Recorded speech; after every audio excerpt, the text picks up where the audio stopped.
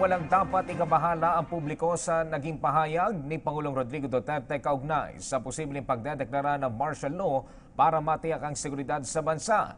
Paliwanag ni Chief Presidential Legal Counsel Salvador Panelo, warning lamang ito sa mga opisyal ng lokal na pamahalaan at law enforcement units para paigtingin pa ang paglaban sa terorismo at iligal na droga. Ang detalye sa ulat ni Jervis Manahan.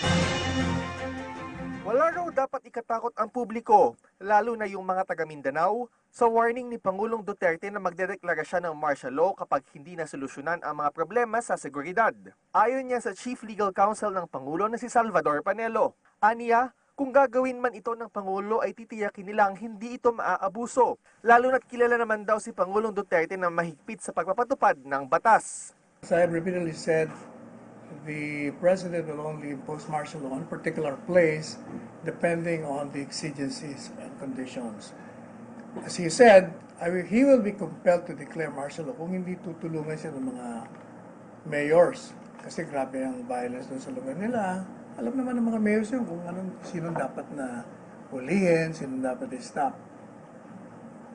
Moreover, kahit na mag-declare ng martial law, si Presidente naman is always very strict on himself. In fact, he's the only official I know who enforced the law even against himself.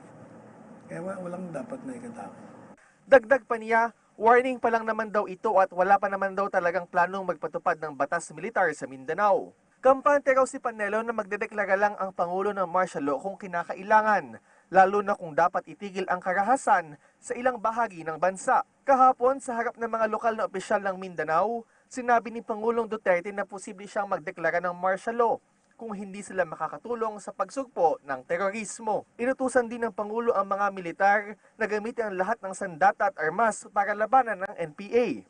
Sabi ni Panelo, epektibo pa rin naman ang pagsasailalim ni Pangulong Duterte ng state of lawless violence sa bansa. Kaya ang banta raw ng pagdedeklara ng martial law ay mensahe lamang sa mga lokal na opisyal at sa law enforcement units na dapat pa nilang paigtingin ang laban kontra karahasan.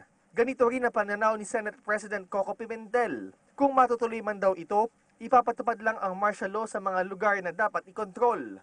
Tiniyak din ni Pimentel na walang dapat ikatakot ang publiko kaugnay nito. Para sa PTV News, Jervis Manahan.